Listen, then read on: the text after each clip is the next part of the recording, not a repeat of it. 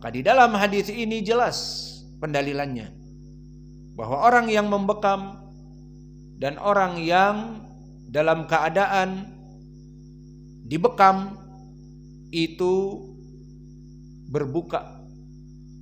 Orang yang dibekam seperti dalam permasalahan ini puasa terus dibekam, misalnya lemes, capek, boleh berbuka. Namun seorang bekamers, dia membekam, kenapa berbuka? Yang jelas ini hadis. Maka ini pendalilan tadi dari ucapan yang pertama bahwa puasa jika seseorang berbekam sedang puasa batal. Dalilnya tadi aftarul hajim wal mahjum.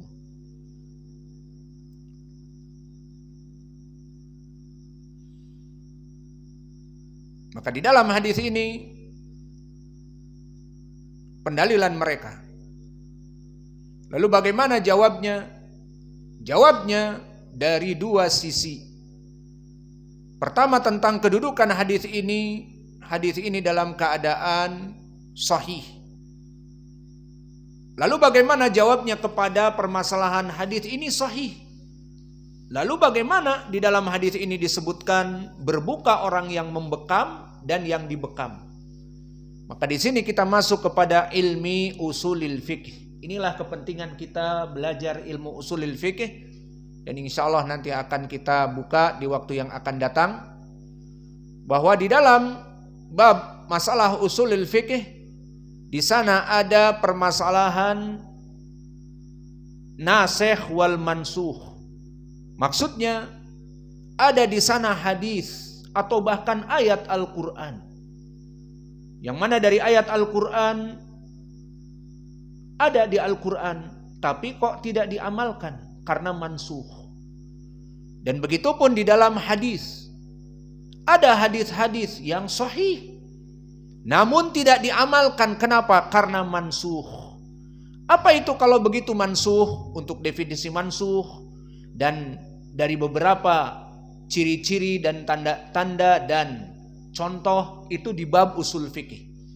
Namun kita ambil sebagian di sini dari beberapa perkara karena berhubungan dengan hadis yang sahih ini.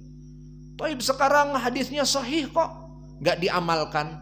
Aftarul hajim wal mahjum, bahwa Nabi mengatakan berbuka orang yang berbekam dan yang dibekam. Idan limadha hada la yu'mal. Kalau begitu kalian tidak insaf. Tadi dalam permasalahan orang yang berpuasa berbekam, kalian berdalil dengan hadis Ibnu Abbas fil Bukhari. Ihtajama Rasulullah sallallahu alaihi wasallam di muttafaqun alaih wa huwa shaimun. Dikeluarkan Al-Bukhari dan Muslim, tentunya sanadnya sahih, bahwa Nabi melaksanakan bekam dan dia berpuasa. Kamu mengambilnya. Nah, di sini datang hadis yang sahih dari 4 sahabat tadi, dari Syaddad ibnu Aus dan yang lainnya. Lafadznya aftarul hajim wal mahjum, berbuka batal puasa bagi mereka orang-orang yang berbekam dan yang dibekam. Kamu di sini malah mengatakan sahih tetapi tidak diamalkan. Idan antum la yunsaf, tidak insaf, tidak adil menghukumi permasalahan hadis. Hadis Ibnu Abbas sahih dikeluarkan Al-Bukhari dan Muslim, kalian ambil menjadi pendalilan tidak membatalkan puasa. Di sini kalian tidak mau mengambil padahal hadisnya sahih. Jangan seenaknya saja, tidak konsekuensi dari ucapannya.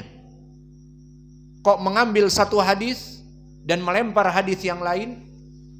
Kita katakan karena pendalilan hadis aftarul hajim wal mahjum seperti di ilmil usul, ada pendalilan yang dia itu sahih namun tidak diamalkan. Jadi kesimpulannya dalam permasalahan fikih, banyak hadisnya sahih namun kok tidak diamalkan. Pertama karena mansuh, kedua karena marjuh. Dan permasalahan ini telah kita lewati di banyak permasalahan, dan juga di antaranya di saat kita membaca kitab Al-Akhbar As-Sahihah fi Ahkami Ramadan, Ahkami Siyam Ramadan. Berapa banyak dari hadis-hadis sahih tidak diamalkan karena marjuh, karena dia itu bukan rajih. Nah, dari perkara-perkara seperti ini yang tidak rajih, marjuh, adalah dia mansuh. Taib, sekarang mana pendalilan kalau dia itu mansuh? Maka disebutkan oleh para ulama, terutama Imam Asy-Syafi'i di dalam kitabnya Ar-Risalah, kitab yang agung, dan juga di kitab Al-Um tentang pembahasan puasa.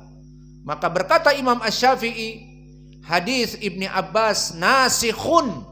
Hadis Ibnu Abbas tadi yang muttafaqun alaih, dia penghapus dari hadis-hadis aftarul hajim wal mahjum wa huwa mansuh. Maka hadis tadi dari Ibnu Abbas penghapus dari hadis yang datang dari 4 sahabat tadi, yang mana dia mansuh, dihapus. Berarti kalau begitu kita mengamalkan yang mana? Yang nasikh. Ma huwa nasikh? Apa yang hadisnya diamalkan yang menjadi penghapus? Nabi melaksanakan puasa dan dia dalam keadaan dibekam. Ini penghapus. Adapun yang dihapus, Nabi mengatakan orang yang berbekam dan yang dibekam berbuka, batal puasanya. Maka kita harus sedikit masuk kepada faidah dari usul fikih, ma'rifatul linaskhi bitariqain, agar kita memahami kaidah nasikh wal mansuh, bahwa pengetahuan permasalahan hadis atau Al-Quran itu dihapus ada 2. Pertama, bima'rifati tarikh, dengan kita mengetahui dari tarikh. Makna tarikh di sini history. Kapan hadis Shaddad ibnu Aus tentang tidak boleh atau batalnya yang berpuasa kemudian berbekam, dan kapan hadis Ibni Abbas Nabi sendiri melaksanakan bekam dan dia puasa. Bima'rifati at-tarikh. Dan ini seperti di dalam kitab Ilmil Usul, seperti dinukilkan oleh Asy-Syirazi di kitabnya Al-Luma' fi Usulil Fiqh, min syurutin nasakh yu'rafu al-muta'akhir wal mutaqaddim fil ahkam wal akhbar bin natq. Maknanya diketahui mana yang mutaakhir dan mana yang mutaqaddim. Maka yang mutaakhir dia yang menghapus hukum-hukum yang sebelumnya. Fil akhbar bin natq, dari khobar-khobar baik di Al-Quran ataupun sunnah, dan lafadznya mantuk. Seperti tadi hadis Ibnu Abbas mengatakan Nabi berbekam dan Nabi dalam keadaan berpuasa. Jelas lafadznya. Dan di hadis tadi yang mansuh, aftarul hajim wal mahjum, bahwa Nabi mengatakan orang yang berbekam dan dibekam berbuka.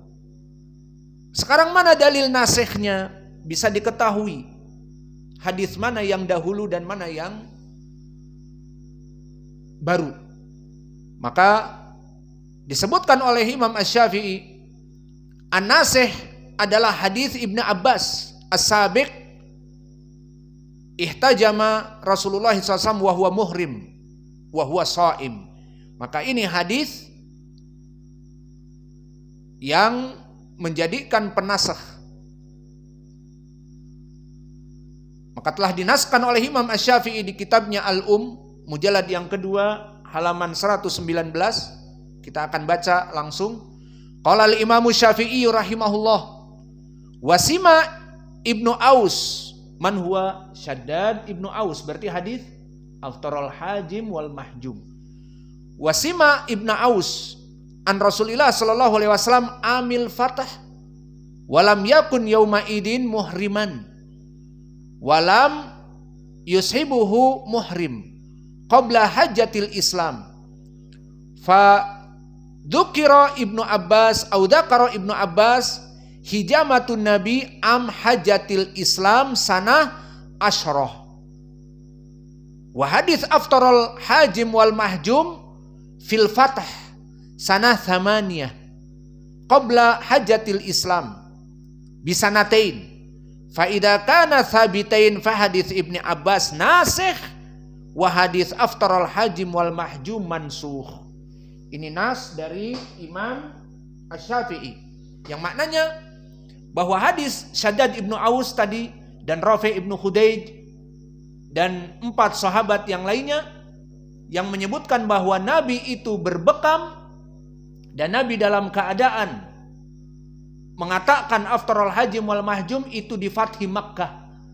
Fathi Makkah kapan? 8 Hijriah. Adapun hadis Ibnu Abbas bahwa Nabi dalam keadaan ihram, maka dilaksanakan Nabi ihram melaksanakan haji wada di tahun 10 Hijriah. Maka diketahui mana yang terlebih dahulu hadis aftarul hajim wal mahjum, maka dia mansukh. Hadis yang terakhir Nabi Muhammad SAW berpuasa dan dia dalam keadaan berbekam, itu hadis Ibnu Abbas di tahun ke-10. Maka di tahun ke-8 dimansukh oleh tahun ke-10. Fahimtum? Khalas. Maka diikuti oleh para ulama setelahnya seperti Imam Al-Baihaqi di Sunan Al-Kubra dan Imam Ibnu Abdul Bar di kitabnya Al-Istidkar dan Al-Khattabi di Ma'alimi Sunan dan Ibnu Daqiqil Id seperti dinukilkan oleh Al-Hafidz Ibnu Hajar dan juga diikuti oleh Al-Mundiri dan Al-Munawi dan yang lainnya. Wal Aini wa Ibnu Syahin di kitabnya Nasikh wal Mansukh